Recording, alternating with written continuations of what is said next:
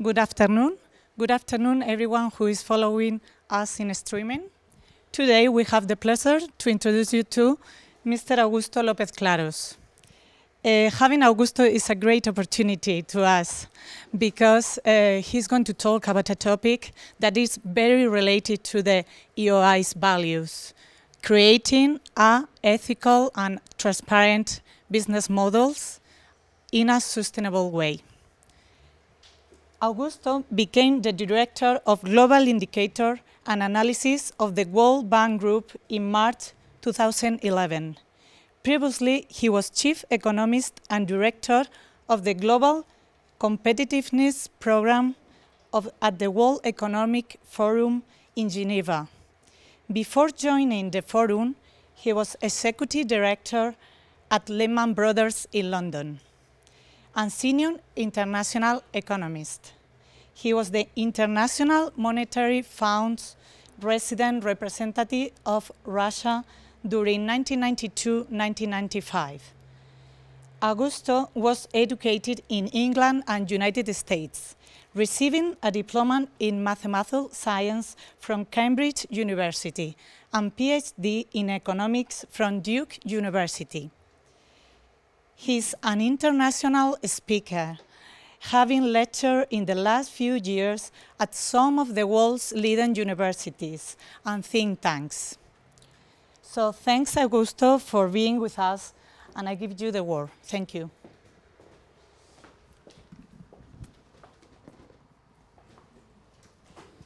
Thank you very much for hosting me here today.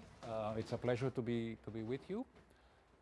I was actually here, I think, in this same room a few years ago.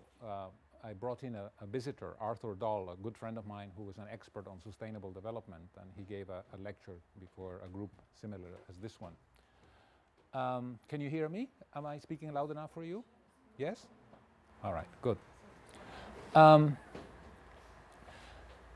I want to tell you a little bit about one of the more successful programs that we have at the World Bank today. It's the Doing Business project. But before I go into a description of the various elements of the Doing Business project of what we're trying to do, let me go back a little bit historically and sort of tell you a little bit about the sort of the building blocks of this project. At the World Bank, we, for many, many years, have been doing something that is called an enterprise survey. You know what is a survey, right? I think the word in Spanish is una encuesta, no? An enterprise survey where we basically go out to many different parts of the world.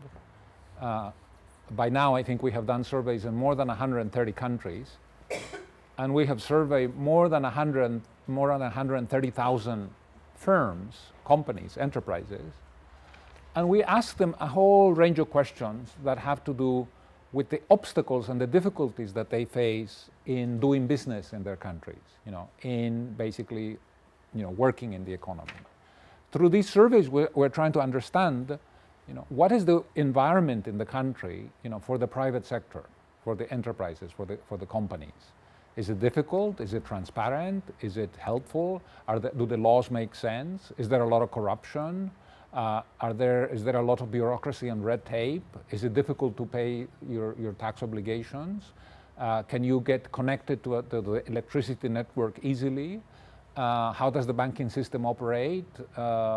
What is the level of transparency that exists in terms of the way that public institutions work in their relations with the private to the private sector? There's a whole range of dozens and dozens of questions. And so these surveys over the years have been delivering very, very valuable information for more than 130 countries across the entire world. We do surveys in Africa, we do surveys in Asia, in Latin America, in the Middle East, and in North Africa, and Central Asia, and so on. All right. Now, when you look at the information that is coming up from these surveys, it's quite interesting.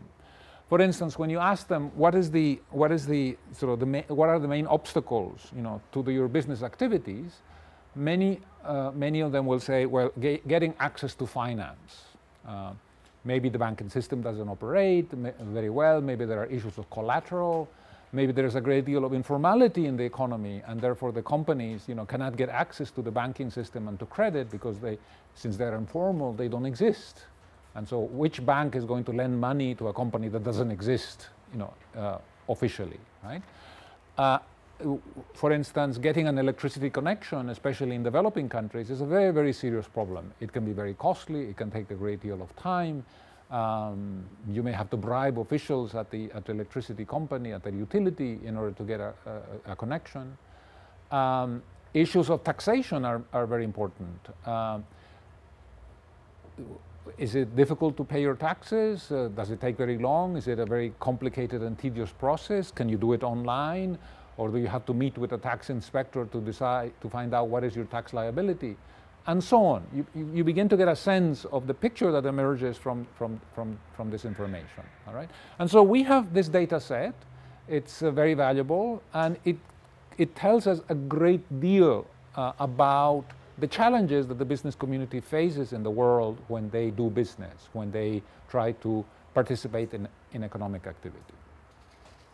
Now, in parallel to this process, over the last, let's say, 10, 15 years, in the academic world, in the universities, leading researchers, have begun to do a number of studies, that use the data that we collect from enterprise surveys, and that have begun to establish, some very interesting results. Let me give you a couple of examples. For instance, there is a paper that was published in 2002, already 10 years ago, that established that those countries that regulate entry into the formal economy very heavily, make it very difficult to start a business, are countries that also have greater levels of corruption, right, and larger informal economies or unofficial economies. And that makes sense if you think about it. There's a kind of a logic to this result. If a government is an obstacle to business creation, if they make it difficult for an entrepreneur to get started through regulation, through bribery, through all kinds of bureaucratic obstacles, then it should not surprise you that in this country there will be higher levels of corruption. Why? Because the entrepreneur, in order to get started, since he cannot go effectively through obeying the existing regulations because they are very costly, he will try to do it in some other mechanism. And paying bribes and paying money to bureaucrats is the quickest way to do it. So that is one interesting result. Another one, for instance, concerning trade. A paper that was published in 2008 established that those countries that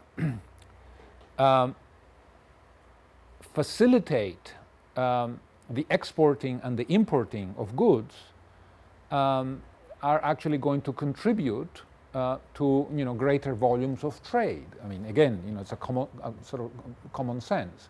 But these authors, these researchers, for instance, found out that in a country X, if you delay by 1 day the amount of time that it takes to export a container from the country, this will actually mean a 1% reduction in the volume of exports. And if you're talking about agricultural commodities, actually the reduction is much bigger because agricultural commodities are very vulnerable. They can spoil very quickly, and so if you have delays in the exporting a container with produce, fruits and vegetables or whatever, you would anticipate the impact to be much more adverse. And so again, here there's an interesting connection between facilitation or ease of activity, in this case trade, and the growth of exports, and therefore the impact on economic growth, and so on. So what we have done is we have taken these two bodies of information, the data coming from enterprise surveys on the one hand, and these insights coming from the academic community about the impact associated with excessive regulation, excessive red tape, obstacles to economic activity. And we have built at the World Bank a set of indicators that capture different dimensions of the business environment. And in particular, we have built a total of 10 indicators, and they are shown here in this chart. For instance, we have an indicator on starting a business. How long does it take? How many procedures does it take? How costly is it to start a business? We have indicators that have to do not so much with startup, but more with the phase of expansion of a company. Once you have started a company, is it easy to register property, for instance? If you're starting a company, very often you will buy some premises, and if you have to obtain title to these premises, you have to register this property. Is it easy? Does it take 1 day or does it take 1 year? Does it take 3 procedures or does it take 50 procedures? Is it reasonably costly, maybe not too expensive, or is it extremely expensive, which would then create a huge barrier to the creation of businesses because people won't be able to afford paying these high registration fees. And so on. We have something on getting credit, we have something on the protection of investors, we have something on enforcing contracts.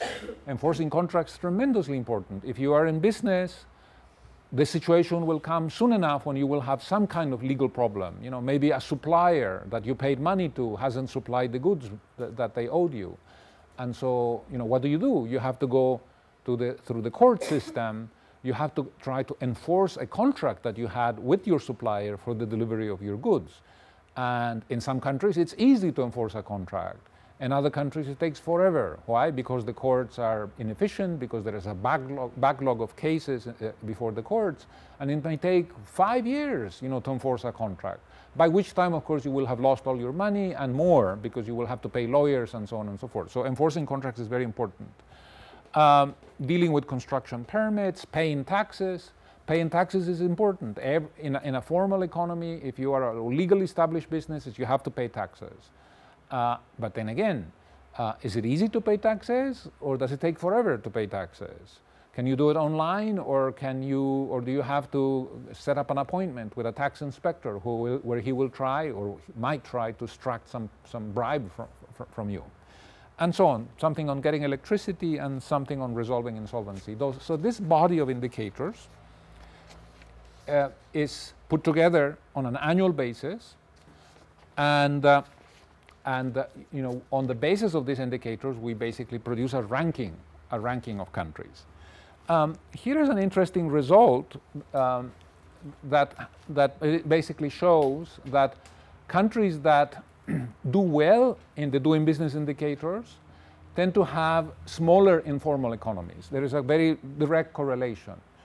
The more difficult it is to establish a business, the more bureaucracy and red tape there is in the country. In other words, the worse the ranking of the country in the doing business indicators, the higher the level of informality in the economy. And informality is actually very bad. When you have informality, your businesses do not prosper. They are operating there on the margins of the law. They don't pay taxes, so the government doesn't benefit. They operate in an environment in which they cannot get credit because they don't exist officially, and so on and so forth. So informality actually is a very bad thing for the economy. And it's interesting to see that the indicators that we have built actually track very nicely this relationship. The more improvements you make in your business environment, the smaller the degree of informality in the economy. Okay. The doing business indicators have been remarkably successful. We have been doing this already for 9 years. In fact, this year we're going to be celebrating our 10th anniversary. And the project has been fantastically successful in catalyzing reforms in many different parts of the world. And I will show you some indicators in a few minutes. Aim at improving the business environment, improving the regulatory framework, facilitating, the life of the private sector, making it possible for them to engage in economic activity, create jobs, expand and grow. I want to show you a little bit the way that we work in these indicators. One of the nice things about the indicators that we have built is that they are very good in terms of identifying in a very precise way, different kinds of processes that underpin, economic activity. Let me give you an example. Here we have the indicator getting electricity, and I'm comparing two countries, Tajikistan, which is a country in Central Asia, and Sweden. And as you can see, in Tajikistan, if you're a company and you want to set up an electricity connection, it takes 9 procedures. There are 9 steps that you have to follow, and on average it takes about 238 days to do it, right? So if you want to start, it's January and you want to get an electricity connection, you're going to have to wait roughly, 238 days, that is 8 months. So you have to wait until sometime in late August, before you actually get connected. So it's cumbersome. It's costly. It takes a great deal of time. And that's not the worst example, by the way. In the Ukraine, it takes 21 procedures, and it takes a total of 375 days. In other words, more than a year. In Sweden, on the other hand, I guess it won't surprise you, it takes 3 steps, and it takes a great deal less time. It's something like 52 days. Now, the reason I show you this is because the beauty of the doing business indicator is that they identify for you in a very precise way, what are specifically the procedures that you have to follow in this country, to get this electricity connection. They are identified. This tells you how long it takes. And so when we present this data to the country authorities, very often the ministers, the authorities are actually quite surprised. Last November I was in Chile. Chile is a country that has a very good business environment, excellent investment climate. It's one of the most developed economies in Latin America. In fact, they're the only country in South America that is a member of the OECD. They have already reached kind of rich country status, right? But I was making a presentation before a large group of businessmen, and the Minister of Economy was sitting on the first row. And I showed a graph like this for Chile, but not for getting electricity, but for getting a construction permit. And it turns out that in Chile, it takes 17 steps to get a construction permit. And the minister was really quite shocked, because the Chileans think of themselves as being, extremely efficient and modern in their procedures, and they don't think of themselves as being a bureaucratic country. And in fact, they are not a bureaucratic country. But in this particular area, getting a construction permit, it does take 17 procedures, which seems kind of high. 17 steps. Why? It turns out that in Chile, it takes 17 steps because you have to get sort of health permits. You have to get authorizations from the electricity company, from the water company, from all the utilities, and it's just very cumbersome. And so the minister was shocked, and immediately after my presentation in the following days and weeks, the government began a kind of a thorough search as to, in what ways could we basically improve this. It's too long, it's too costly, it takes too many steps. Can we, in fact, be a little bit more like Sweden or a little bit more like Singapore rather than some developing country? And so this data, when it is presented for all indicators, for all the countries, provides a very, very important platform to focus the attention of the government on basically how to burden the how to lighten the burden of regulation. No? Let me show you. That traditionally we have been publishing the results on an annual basis, and it's a report that creates a huge media splash. When the results come out, there are literally thousands of articles all over the world, headlines in the press, in every country that we cover.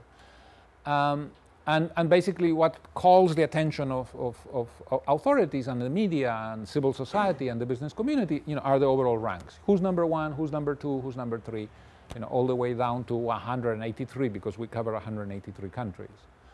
And countries and authorities, governments, actually do care quite a bit about where they are and whether they have fallen or have gone up in the rankings. Now, incidentally, the rankings are not always liked. Sometimes they're a bit controversial. Countries that don't do very well in our rankings sometimes object, and sometimes they are not very happy with how they're rated. And so, increasingly, what we are doing in the way that we present the data in our reports is we're beginning to develop some new metrics, some new measures of success. Right? One measure of success, obviously, are the rankings themselves. Whether you are 20th in the world or 100th in the world, says a great deal, says quite a bit about the quality of your business environment. But the rankings are kind of like a horizontal comparison of performance across the world at a given moment in time. And what we're now doing, in addition, is we developed a metric that we call the distance to the frontier. And this is kind of a very interesting concept. It's kind of very, very creative, it seems to me, and has been very much liked by our users, right? But the frontier is a kind of like a hybrid concept that we have developed, which is basically a measure of best practice. We have 10 indicators, we have 183 countries, but each indicator has sub-indicators. So, for instance, starting a business, right? In starting a business, which is one of the indicators, the first indicator, we have three dimensions. We have the cost, we have the time that it takes to start a business, and we have the number of procedures. And so when we look at the data set for over the last 9 years for all 183 countries, what we have discovered is that, for instance, in New Zealand, it takes 1 day to start a business, just 1 day. If you're an entrepreneur, you want to set up a business. The system has been set up in such a way that you can do it in 1 day. So Monday morning, you get up in the morning and you say, I'd like to create a company. By Tuesday morning, breakfast time, you have set up your company, right? How many procedures? It turns out that in Canada, it takes one procedure, not 20. You don't have to go to 17 different government offices. No, in Canada, it takes one procedure, right?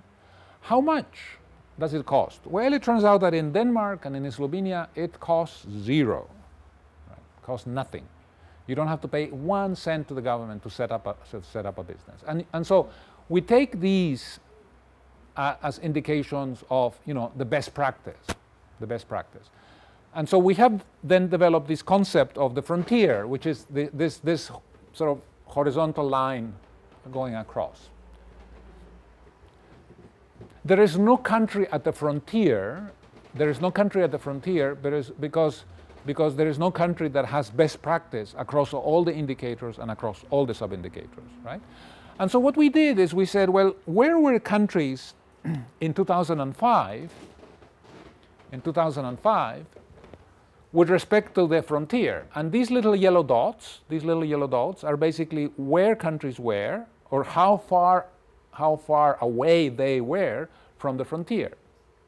And so, for instance, you can see that Colombia in 2005 was, this far from the frontier. Right? This is sort of the gap, to the frontier. And then what we do is we ask ourselves, well, what happened in the following 6 years? And in the case of Colombia, just to take an example, what you discover is that whereas they were here in 2005, by 2011 they have moved up to here. So they had narrowed the distance to the frontier, significantly by a huge chunk. And so now what is the advantage of this indicator is that what you're doing here is you're comparing your performance with respect to your past. If you're Colombia, then you ask yourself, am I better today than I was 6 years ago? You're saying, I don't particularly care what's happening elsewhere in the world. What I care is, am I better today than I was 6 years ago? Is the quality of my business environment today better than it was 6 years ago, right? And so that's why many ministers like this measure better than the pure rankings, where you say Colombia, well, Colombia is whatever, 40-something, and they say, well, okay, that's interesting. It's not 1, but it's not 183. All right, so it's relatively good, but that bit of information doesn't say a lot more. Whereas this distance to the frontier says a great deal more. And so we're using this, and people like it, and governments are actually actively using it. And as you can see, the experience is quite varied, right? Most of the countries have narrowed the distance to the frontier, so they have made progress in some way.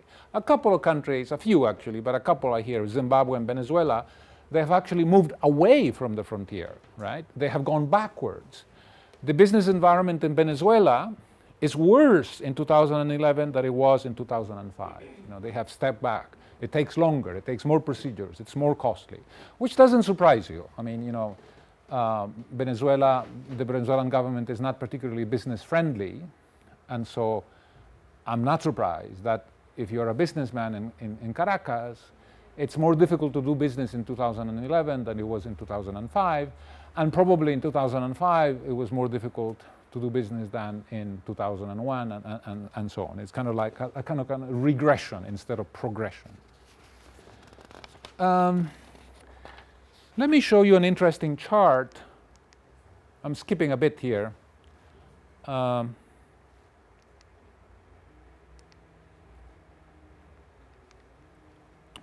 Here, these are 10 regions of the world. We cover 183 countries, so we're basically present in every corner of the planet, more or less. There are few countries that we don't cover. I mean, we don't cover Cuba, we don't cover North Korea, a few tiny little islands in the Pacific, we don't cover. Although this year we're actually expanding to 185, I think. We're adding two new countries when the report comes out in October. But the number here in parentheses, so this is Africa, sub-Saharan Africa. It excludes, countries in the Arab world here. So it's everybody, south of this desert. There are something like 46 countries in sub-Saharan Africa, and this number, 78%, is the percent of countries which during the last 12 months have implemented reforms in the areas covered by doing business. And 78% is quite high. This is very, very encouraging. I mean, a majority of the countries in Africa are engaged with the World Bank, improving their business environment in these indicators. That number in 2005 was 35%. So a huge increase, over a 6-year period in the presence of doing business reforms in Africa. And that's very important because Africa is the part of the world that performs worst in terms of doing business. Africa has the worst business environment, has the most difficult business environment. It's very complex, very time-consuming procedures, and so, this is kind of encouraging a bit of news coming from the region. Here is another interesting chart. That in 2005, if you ask the question, tell me, in how many countries of the world does it take less than 20 days to start a business? 20 days, we just take a number out of a hat. 20 days is because 20 days seems like a reasonable time, right? 3 weeks, right? Although I could give you the information for 100 days or for 3 days. But 20, if you want to start a business and it takes 3 weeks, maybe that's not so unreasonable, right? Well, it turns out that in 2005, there were 41 countries in the world where it took less than 20 days to start a business. In 2012, there are 103 countries where it takes less than 20 days to start a business. I don't know whether you agree or disagree, I think this is fantastic. This is fantastic improvement because 7 years is a short time. Everybody, all of us remember what we were doing 7 years ago. 7 years in the life of a nation, is a relatively short period of time. So that there should be a more than doubling in the number of countries where it takes less than 20 days to start a business. I think it is, very good. Now you might say, well, so what? And I say, what do you mean, so what? It makes a difference. It makes a difference because, as I have shown you before, There are studies which have shown that if you facilitate business entry, if you make it easier to create companies and for entrepreneurs to establish themselves, this means less corruption. It also means greater job creation. Ultimately, it means higher economic growth and more prosperity. All right. So this is important. This is an important result. This is a chart that looks at the cost to start a business. The cost to start a business. Let's look at just the upper part. This is the cost as a percent of income per capita. That's how we measure the cost.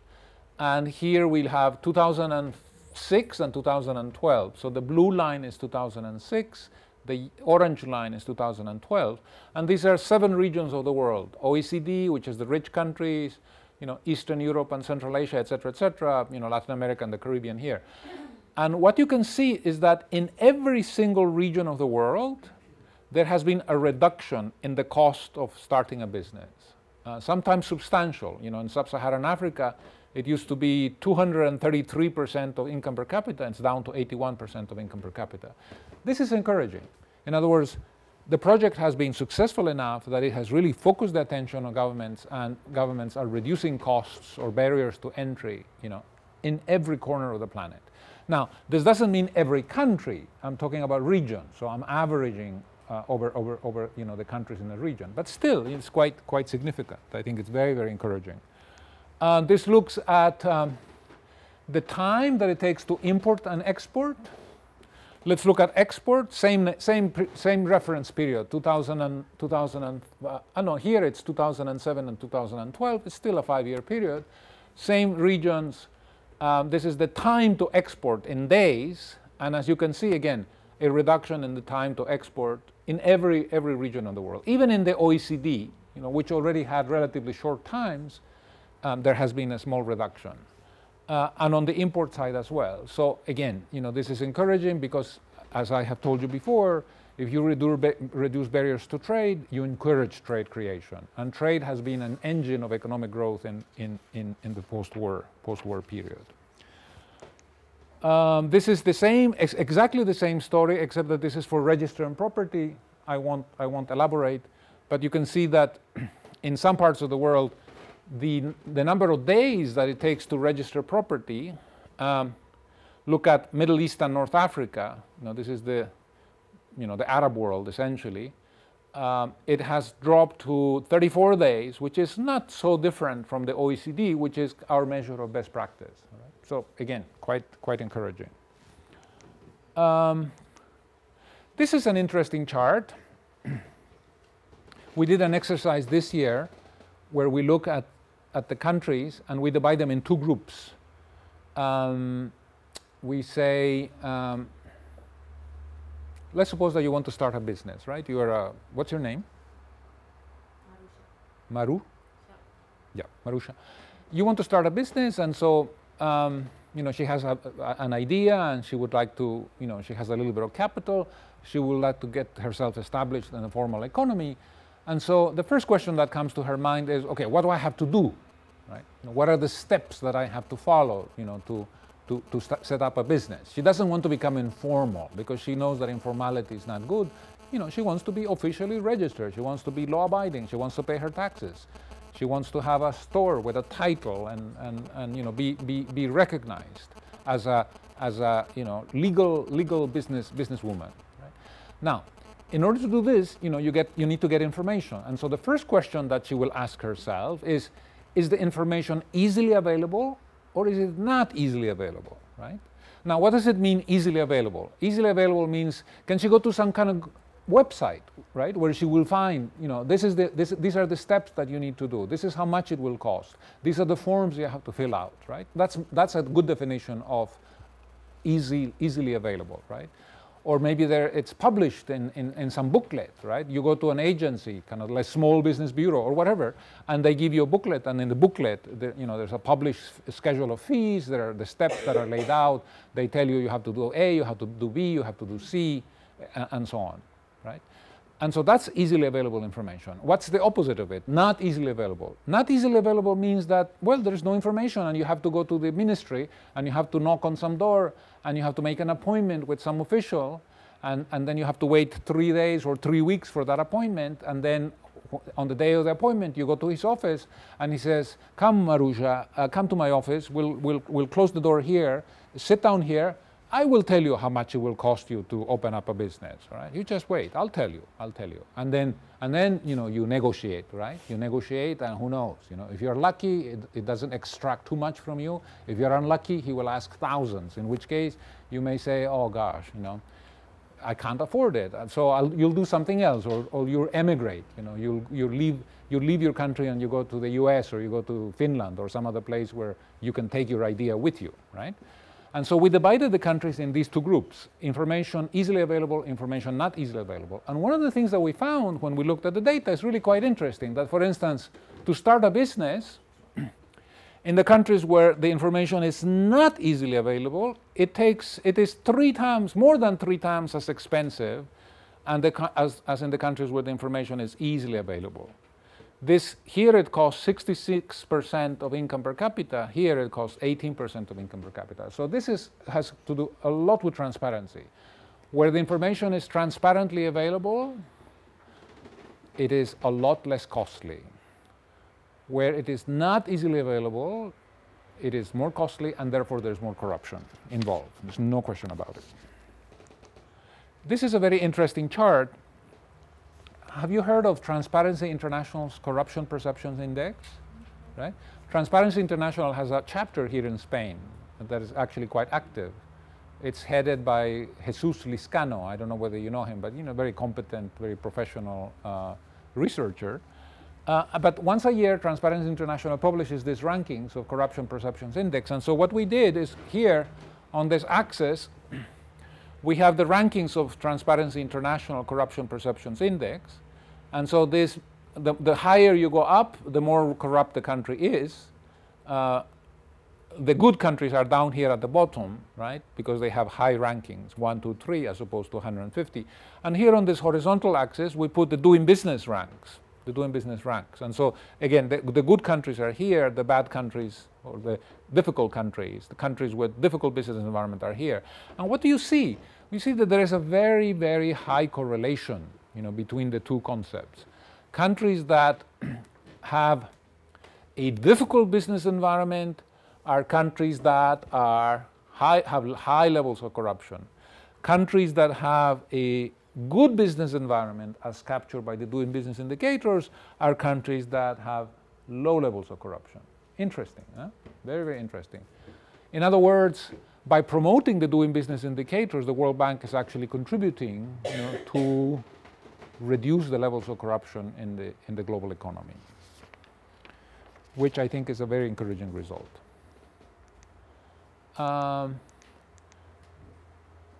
Here is an interesting chart. This is something that was put together by my colleagues on the basis of the information for the paying taxes indicator.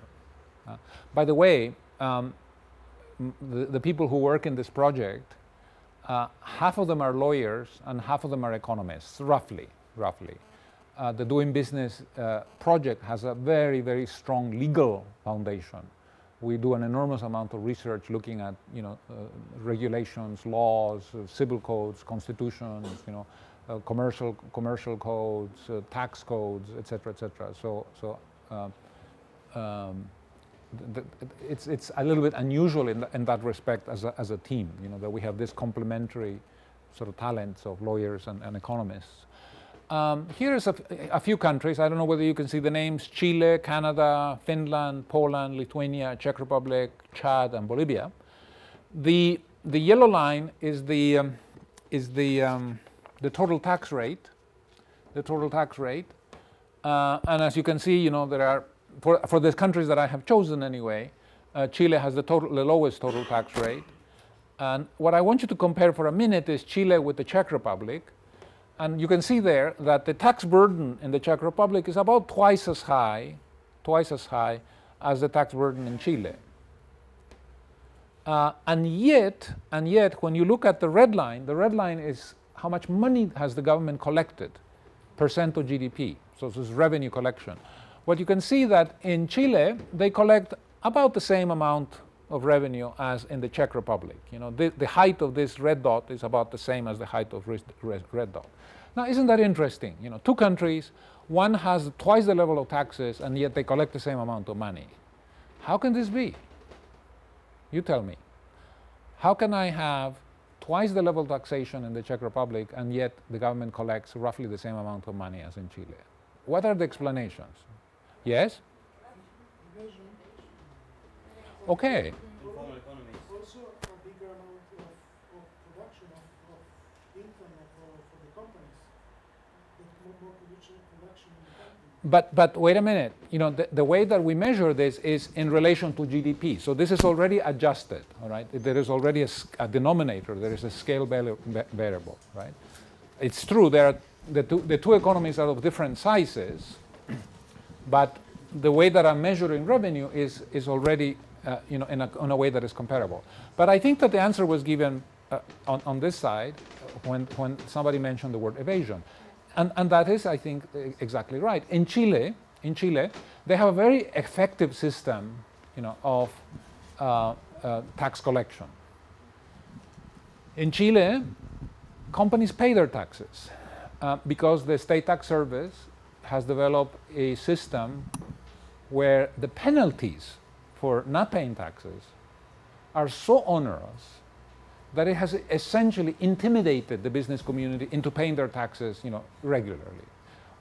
Or said it another way, not paying your taxes in Chile is a very bad business decision, right? Because if you do it, you are very likely to be caught, you're very likely to lose your license, you're very likely to go out of business, right? And so unless you are masochistic, unless you have some kind of death wish, you pay your taxes, right? In other parts of the world, you know, a more liberal attitude is taken towards paying your taxes. And so that explains, I think, fundamentally the difference, you know, that in Chile, you know, the business community basically has learned over the years that it doesn't pay not to pay taxes. The reasonable thing to do in terms of your sustainability as a company is to fulfill your tax obligations on time, right? Of course, it helps that the taxes are not so high to begin with, right? So the Chileans have understood that very well, and therefore they have this very efficient system. Now, compare that to Bolivia, where the tax rate is much, much higher. It's more than 3 times. I would say it's probably around, yeah, more than 3 times the size in Chile. And yet the revenue collected in Bolivia is, you know, roughly half of what is collected in Chile. Now, why is that? Well, because since taxes are so high, then the business community basically says, well, it's much better to evade, right? It's much more profitable to work out a deal with the tax inspector, pay him off, you know, bribe him if you wish, and not pay your taxes. And if enough people do that, then basically you end up collecting a lot less revenue, right? So this is kind of an interesting comparison. The blue bar is the ranking of the country in the Human Development Index. I'm sure you're familiar with the Human Development Index. It's this indicator put together by the UNDP, the United Nations Development Program. It's kind of an aggregate measure of, you know, human welfare. And the reason I wanted to show you this here is because if you compare, for instance, Chile with Poland, they're about the same level. And yet, you know, the level of taxation in Poland is much higher than is in Chile.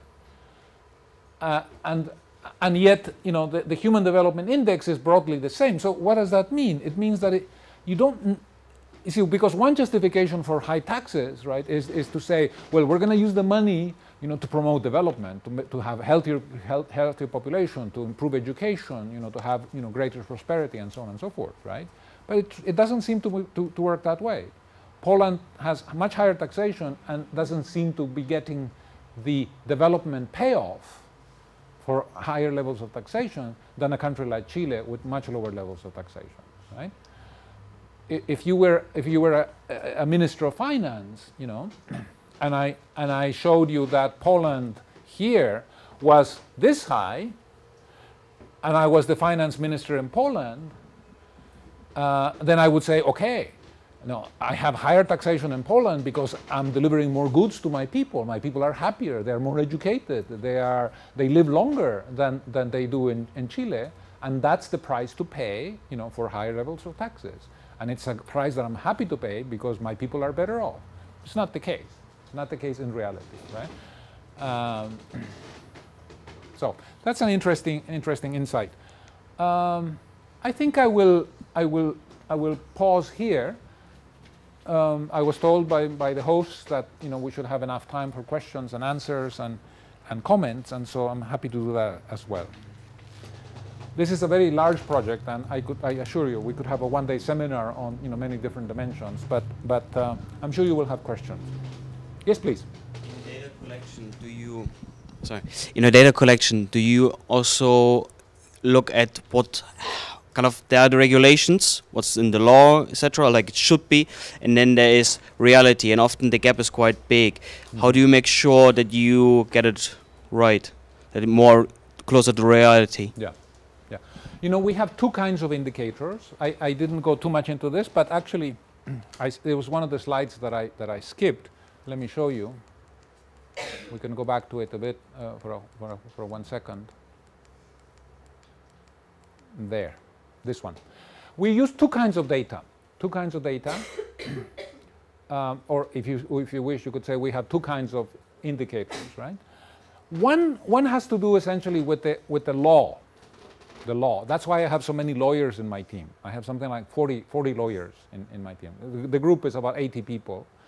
Half of them work on doing business, half of them work on other projects, you know, like the enterprise surveys that I told you about initially. And we have other interesting projects as well. There's one project, which is a jewel of a project called Women, Business and the Law, about which I can tell you something if you're interested on gender issues.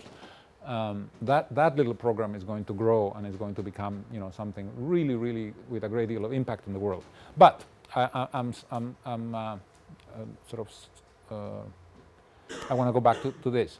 So we have indicators that are very much law-based, right? So, for instance, if I want to know what's the cost for opening up a business, typically you go to commercial company law, you know, to company law. And in the company law, there will be some kind of, you know, subsection where it will say, if you want to start a business, you know, this is how much you have to pay. Or if you want to know what's the tax rate for, you know, profits, you go to the tax code, and the tax code will tell you what is the tax rate, right? So a lot of the time spent by my lawyer colleagues is basically tracking around, you know, the laws and the codes and so on, and monitoring not only what's the reality, but how this evolves over time, because countries are changing laws and making amendments and so on all the time. So there's a constant process of updating, you know, that leads to the publication of every report, right? And roughly about 72% of the indicators use this kind of data, you know, sort of very much based on the law and the regulation. However, there are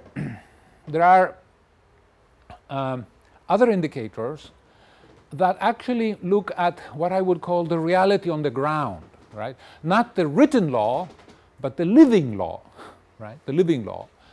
Not de jure, but de facto, right? And so, for instance, the starting a business indicator is a kind of a combination of the two.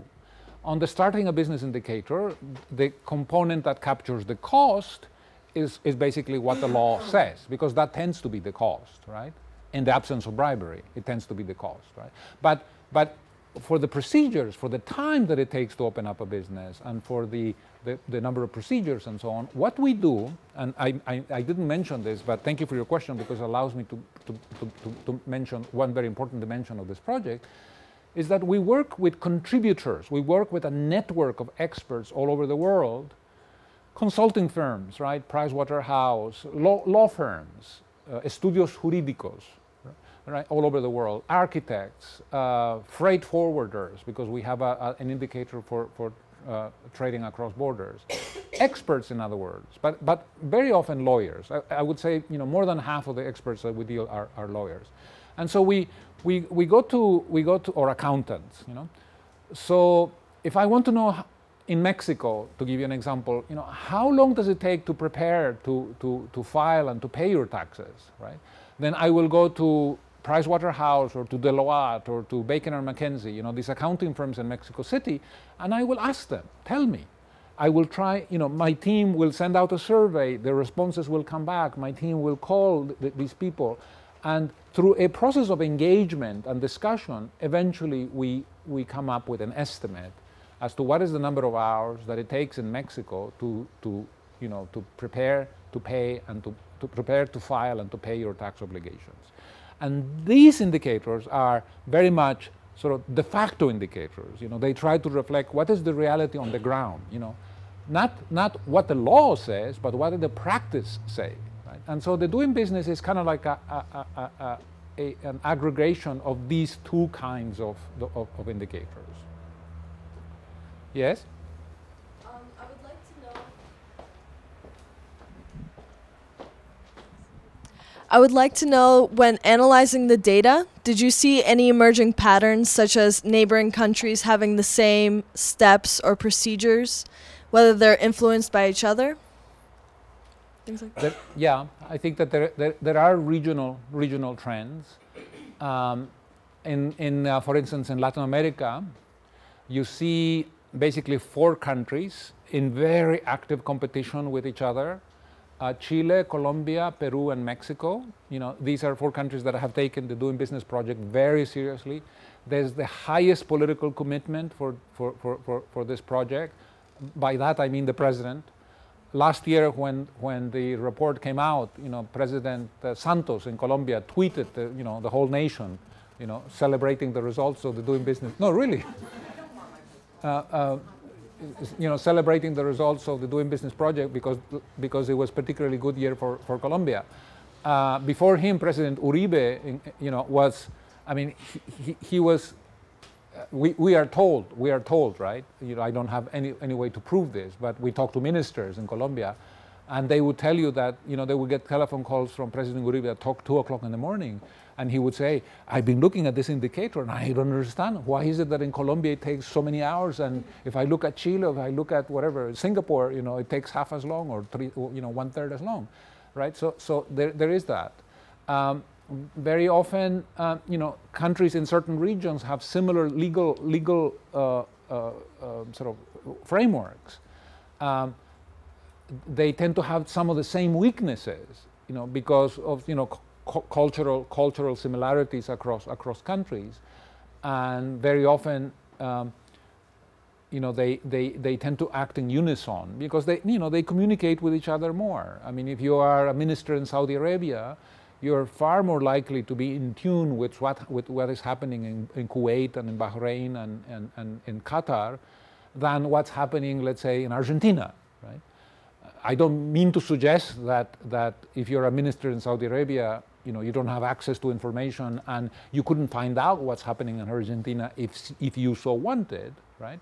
But the fact of the case is that, you know, there are regional forums where ministers come and they talk about these things. Let me give you an example. There is an organization called the Asia Pacific Economic Cooperation, APEC, right? There's a group of 21 countries that basically border the Pacific Ocean. So it's a kind of a very interesting group because it includes China, it includes Australia, it includes the United States, but it also includes Peru, it includes Chile, and so on. You know, every major country that has an important presence in the Pacific Ocean is part of the APEC. Well, the APEC in 2009, in one of their meetings, decided that they're going to establish a target of 2015 to make it faster, easier, and cheaper to do business in the region by 25%. So how do you do that? You need a benchmark. What benchmark? Doing business. So they're using the doing business indicators to basically promote, you know, a better environment for the private sector. Now, when I first learned of this, I said, how interesting, how encouraging. And then I had a kind of a glimpse of this at the end of January, a couple of months ago, 3 months ago, when I was in Indonesia. I was in Jakarta to release a report that we had done on doing business in Indonesia, and I had meetings with ministers and other officials, and one of them, a deputy minister of economy, told me in a kind of sort of very, very casual way, he said the APEC, because it's 21 countries, some countries do very well in doing business, others not so well. So what they did in one of their meetings a couple of years ago is they chose a group of 6 countries and they called them champions, right? So Korea is a champion and Canada is a champion. Now what does the champion do? The champion provides technical assistance on a particular issue to another country that is not doing so well.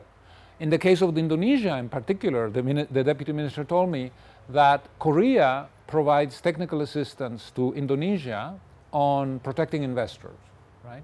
So they send missions, they send people, because investor protection in Korea are much better than they are in Indonesia, right? And so you have this kind of bilateral relationship between these 2 countries, and it's totally on the sidelines of the World Bank. We have nothing to do with that. This is a kind of a self-started initiative, but I celebrate it, I encourage it. And once I began to dig into this issue, I discovered that Japan is providing technical assistance to Thailand, and Canada is providing technical assistance to Peru, all these kind of bilateral relationships, which is very encouraging. So, yes? I just wanted to know what means like a positive or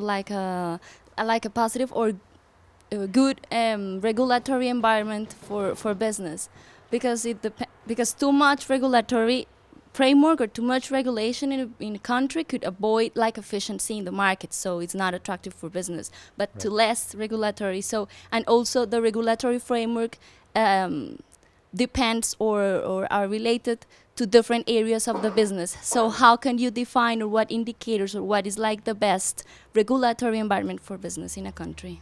Yeah. The choice of indicators that we have made has been guided basically by 2 considerations.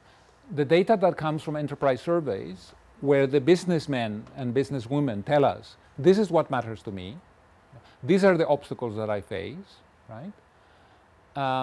So that's one. And the other dimension is basically academic studies that have been made that highlight to what are the bottlenecks in countries for the private sector, right?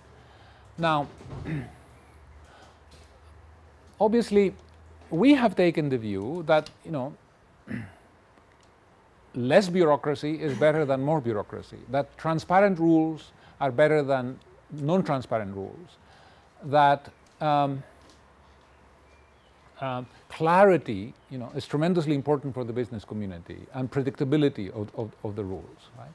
Now, this doesn't mean that there is no place for regulation, right? We are very clear on that in the report and in the project. You need to regulate the financial system. You need to prevent abuse. You need to make sure that your companies use natural resources in a sustainable way. There are issues of consumer protection that need to be regulated, because if you don't have mechanisms for consumer protection, you run the risk that companies will produce products that are not high quality, will endanger the health of your population, and so on and so forth, right? So we don't take the view that there is no place for regulation. No, there is a place for regulation. What we do is we take the view that in these particular areas, that we have focused on, it is better to be able to pay your taxes more quickly and less in a more efficient way than the opposite, which is to take a year and to have extremely cumbersome procedures, and ultimately to become so frustrated that in order to fulfill your obligations you bypass the system and you go and bribe a tax inspector or something like that, right?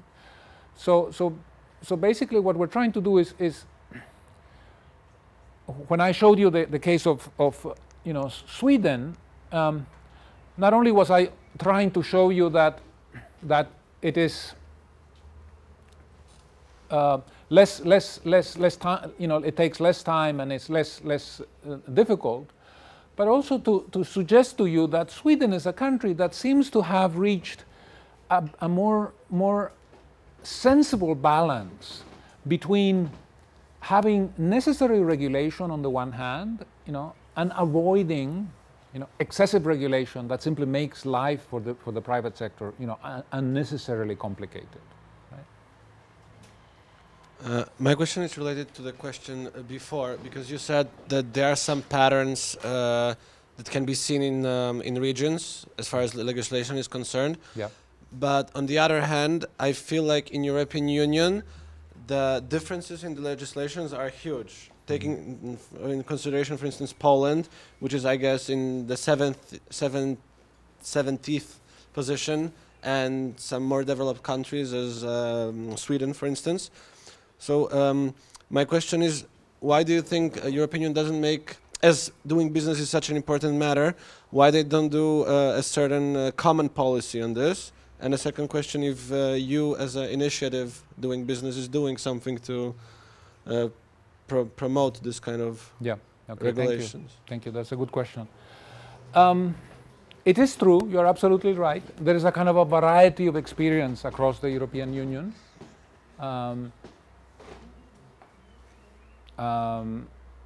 You see that in the rankings. You have the Swedens and the Denmarks and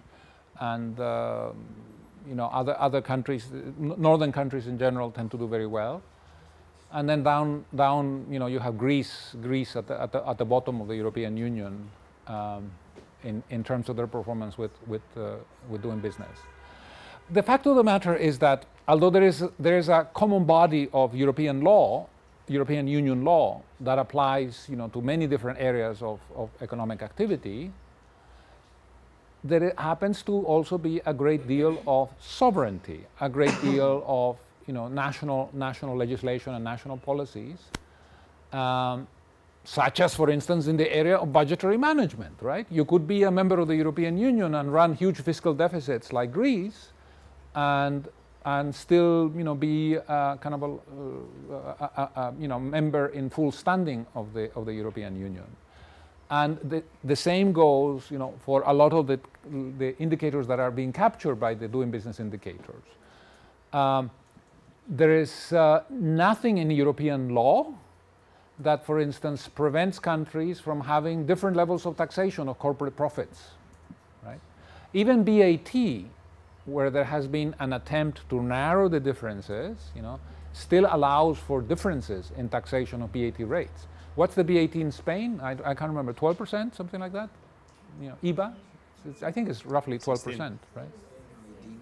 It's from 16 to 18. Maybe a bit higher. I don't remember exactly, but I should know, but I don't remember. But I do remember that it is lower than in the United Kingdom.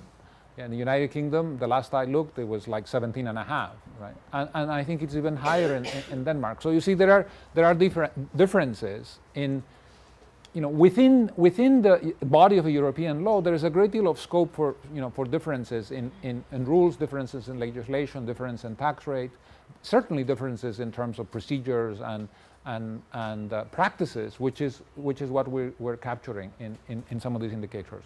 Now, your second question is actually quite an interesting one.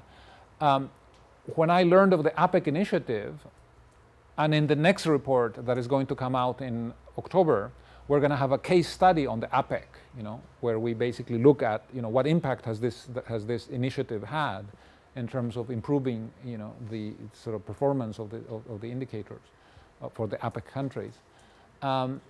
But one of the projects that we have is to approach the European Union and basically ask them, would there be interest among your member countries, to do something along the lines of what APEC is doing? Because what is the debate in the European Union at the moment? At the moment, the debate is how we're going to boost growth, right? How we're going to try to better establish a better balance between austerity, which is necessary for fiscal sustainability, and economic growth and competitiveness, right? Which is essential for prosperity and for rising levels of income. So at the moment in the European Union, there is a great debate on what are going to be the elements of that growth strategy. What does it mean to be more pro-growth, right? I mean, it's easy to say pro-growth, right? To say pro-growth is like to say, like, you know, I'm for world peace. Is anybody in this room who's not for world peace?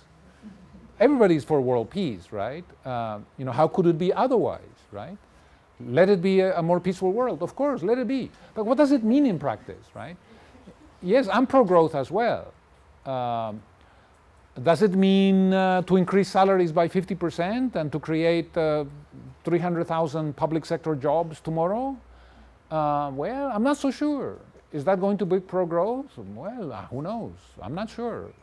What might happen if you do that with a lot of enthusiasm is that the markets might turn against you. And if you depend on the markets to pay your obligations, do you want to provoke the markets to increase the interest rate at which they're willing to lend you?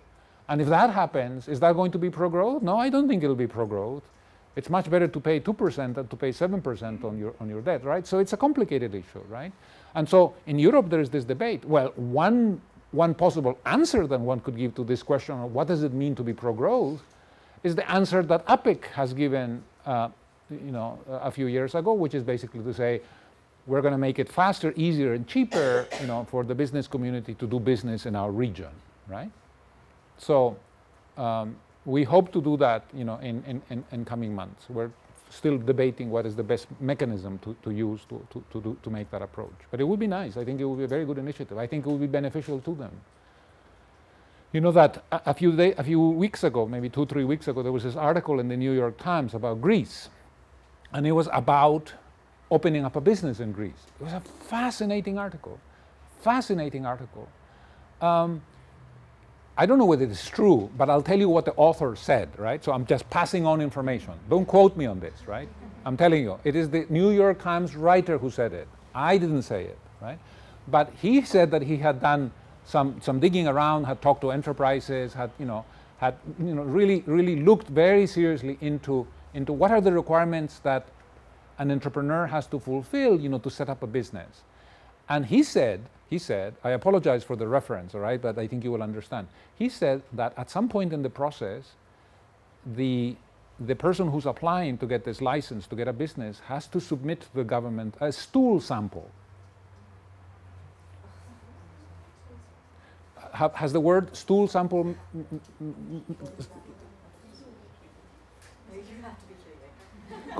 How do you say in Spanish stool sample?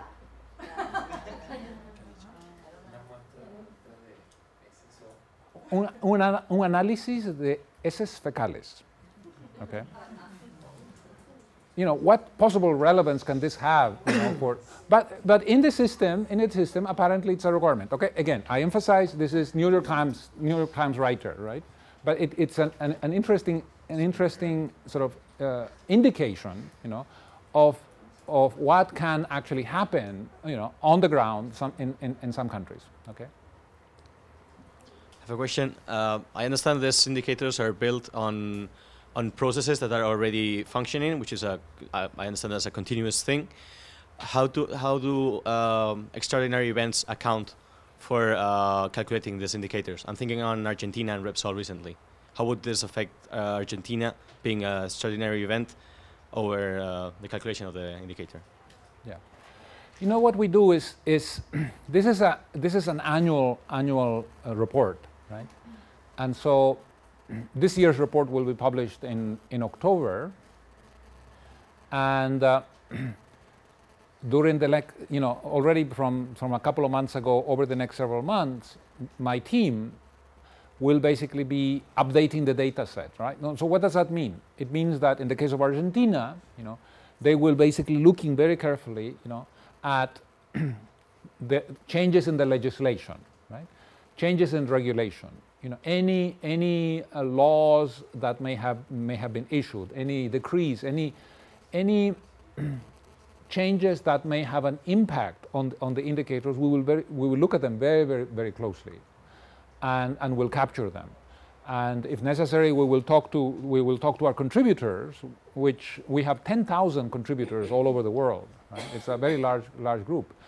I was at the Ministry of Economy this morning, and you know, the issue came up: how many contributors do we have in Madrid? And I think we have something like 62 or 63. You know, it's a relatively large group of people that we contact and we are in consultations with. So now, does a particular event, right, like let's say the nationalization of a private sector company, necessarily have an impact on the doing business indicators? Not necessarily. It could happen. It could. It's not a question that I can answer immediately, right? We will have to look at in terms of the accompanying pieces of legislation that will have been issued in connection with with the takeover of Repsol, and then we will have to see does this actually have an impact on the indicators that we are tracking, which are very specific and very, very detailed. And so I'm not in a position to answer your question, and therefore I don't know whether the answer to your question is yes or no. It will have an impact or it won't have an impact, right? Now, if for instance the government increases the corporate tax rate, other things being equal, I know that will have an impact. I know that will have an impact. If they change the company law and increase the minimum capital requirement to set up a business, I can immediately tell you that will have an impact, right? So. Spain is actually ranking quite dreadful, quite below Chile, for instance, very low. Do you know if the World Bank is in talks with the Spanish government? Is there anything going on at the moment? With respect to Spain, you mean? The difference in rank is not great. I think Chile is 39 and I think Spain is 44, right, on the indicators. One indicator where the Chileans have made a lot of progress in recent years and where Spain hasn't is on starting a business. When I look at the sub-indicators, I think that one of the worst ranks for Spain is actually in starting a business. Whereas Chile, has considerably lightened the burden of business startups, and I think they're planning to do even more. So that's one possible explanation. Of course, Chile, as some of you know, is already operating at very high levels of efficiency. I mean, the Chileans have innovated, for instance, in terms of online paying of taxes. Have been one of the countries at the forefront of using the new technologies to improve the efficiency of services. Public procurement, which is not something that we capture in doing business, is again, something that already for many years, is done online in Chile. So the Chileans have essentially managed to eliminate corruption from the public procurement system because they have created a system that is completely transparent. It's completely online. If you want to sell a good to the Chilean government, if you want to sell a service to the Chilean government, you do it online. It's publicly available information, and you don't have to set up an appointment with the minister to discuss what's going to be his fee so that he buys goods from your company. So it's an extremely efficient system. So I would say that Spain's performance is respectable, although it could be better. It could be better because Spain is a rich country. It's an industrial country, high level income. Industrial countries in the Doing Business report tend to have some of the better practices. So my expectation is that perhaps over the next few years there is a scope for further improvements, because I think that the government has recognized that you need to do a lot of structural reforms, you need to boost competitiveness, you need to improve the business environment, you need to simplify rules and regulations. And in due course, I would expect that if they work on many different fronts, this will be reflected in an improvement in the performance. It could happen. It's certainly feasible. There's no reason why it cannot be done. If you ask me, can Venezuela increase its ranking, 10, 20 places? And I said, not under current circumstances, right? It would require a huge shift in the orientation of economic policy, for that to be reflected in doing business. So I would expect that Venezuela will continue to drop places, which it has been doing in the last several years. Spain, of course, is a totally different world. Here I see, could Spain catch up with Sweden? Yeah, in principle, I don't see why not. I don't see why not. It's not an issue of administrative capacity, right? I mean, when I go and have discussions with government officials, as I did this morning at the Ministry of Economy, I'm always very impressed, with the very high level of competence and education that you see at the kind of senior level. I wouldn't say that it is any worse than it is in Stockholm, right? So it's not an issue of capacity. In some countries, it is an issue of capacity. In very poor sub-Saharan African countries, sometimes there is the willingness, but there is not the ability, right? You can have a minister in whatever, Rwanda, or, you know, well, Rwanda is not a good example because Rwanda has made a lot of progress, but, you know, a minister in Burundi, you know, who perhaps is very committed, is very idealistic, really wants to do things and, you know, wants to promote and create a better business environment. But when he actually tries to work through the system, you know, he may be somewhat hampered by the level of education of the civil servants, by the capacity of the government infrastructure to actually implement laws, change laws, you know, design laws, and so on. But that's not so administrative capacity is can be a very serious constraint in a place like Bolivia or like Burundi. In a place like Spain, I don't think that that's a problem. It's not an issue of, you know, the lack of competent bureaucrats, you know, to change the laws and to change the rules. Very often, it's a question of more the political will, you know. But I think the crisis in Spain is probably going to create a lot of political will to do a lot of tough things, you know, over the next several years, so that Spain can catch up with Sweden, which I think is, you know, a good point of reference. You know?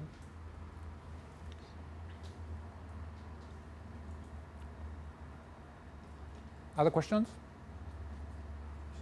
Okay, well, you have been a very patient audience. Thank you very much for your attention. It has been nice visiting you. I can look by your faces that your English is quite good. None of you, I can report, have fallen asleep during the presentation. You can't tell, you see, but I can tell because I'm looking at all of you, right? But not that many people fall asleep when I speak, of course, you know, that doesn't happen. All right, okay, thank you.